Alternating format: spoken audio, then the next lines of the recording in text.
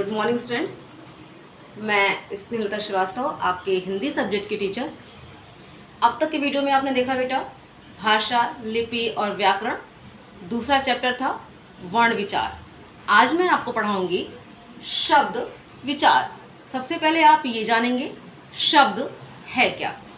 वर्णों के सार्थक समूह को शब्द कहते हैं। अब ये सार्थक समूह क्या है? आप कुछ ऐसे वर्ड भी बोलते हैं जो निरर्थक होते हैं, जैसे राम जाता है विद्यालय।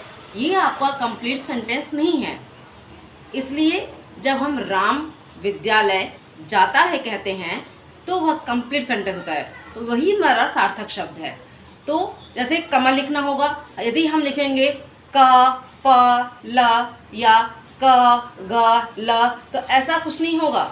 जब तक हम क म ल नहीं लिखेंगे तब तक हमें नहीं समझ में आएगा कि ये लोटस कमल को कमल कहा जा रहा है।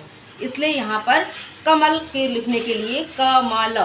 तो वर्णों के सार्थक समूह को हम शब्द कहते हैं। अब शब्द और पद में क्या अंतर है? शब्द भी पद को ही कहते हैं और पद भी शब्द को ही कहते हैं।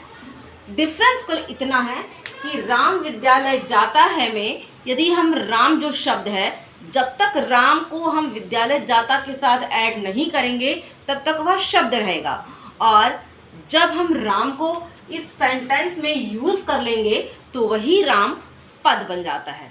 इतना क्लियर? अब शब्दों का वर्गीकरण। शब्दों का वर्गीकरण पहला, उत्पत्ति के आधार पर शब्द पैदा कहाँ से हुए। ये 4 प्रकार के तत्सम, तद्भव, देशी और विदेशी। तत्सम शब्द हमारे संस्कृत से आकर हिंदी में प्रयोग होते हैं, जैसे घृत। घृत ये संस्कृत शब्द है बेटा, ना कि हिंदी। और ग्राम ये भी संस्कृत शब्द है। तो ऐसे वर्ड आज हम हिंदी में भी यूज़ करते हैं, इसलिए इसको हम तत्सम कहते हैं। और तद्भव शब्द जो संस्कृत के शब्द आकर हम हिंदी में यूज़ करने लगते हैं उसको हम तद्भव शब्द कहते हैं, जैसे घृत को घी, ग्राम को गांव।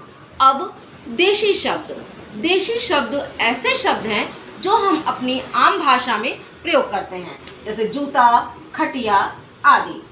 चौथा क्या है? विदेशी शब्द, जो विदेश से आए हैं और उन्हें हम अपनी आम बोलचाल भाषा में प्रयोग करते हैं, जैसे इंजीनियर और डॉक्टर। दूसरा, रचना के आधार पर। रचना के आधार पर 3 भेद, रूढ़, यौगिक और योग रूढ़। रूढ़ शब्द क्या है? ऐसे शब्द जिनको हम तोड़ तो सकते ही नहीं और तोड़ने पर उनका कोई अर्थ नहीं निकलेगा, जैसे घोड़ा। यदि हमने घोड़ा के वर्णों को तोड़ दिया, घो और ड़ा, न तो घो का कोई मतलब है और न ही ड़ा का कोई मतलब है। तो ऐसे वर्ड, ऐसे शब्द जिनको तोड़ने पर कोई अर्थ ना निकले, वो अपने आप में मूल अर्थ में हो, वह रूढ़ शब्द कहलाता है। दूसरा, यौगिक।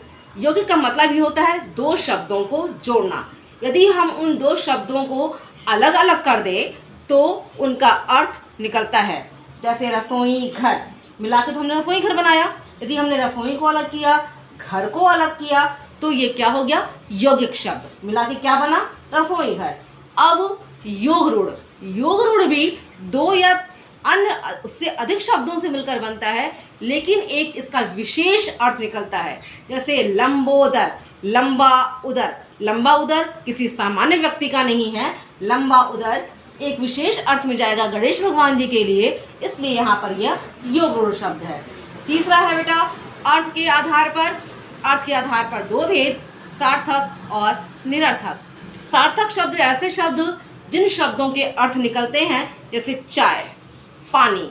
और निरर्थक शब्द ऐसे शब्द जिनके अर्थ कोई निकलते लेकिन फिर भी हम उनको अपनी भाषा में यूज़ करते हैं, जैसे चाय, वाय, पानी, वाणी। तो जो वाय और वाणी है ये निरर्थक शब्द हैं। सार्थक शब्द के भी 5 भेद होते हैं, पर्यायवाची, अनेकार्थी, एकार्थी, संश्रुति भिन्नार्थक और विलोम शब्द।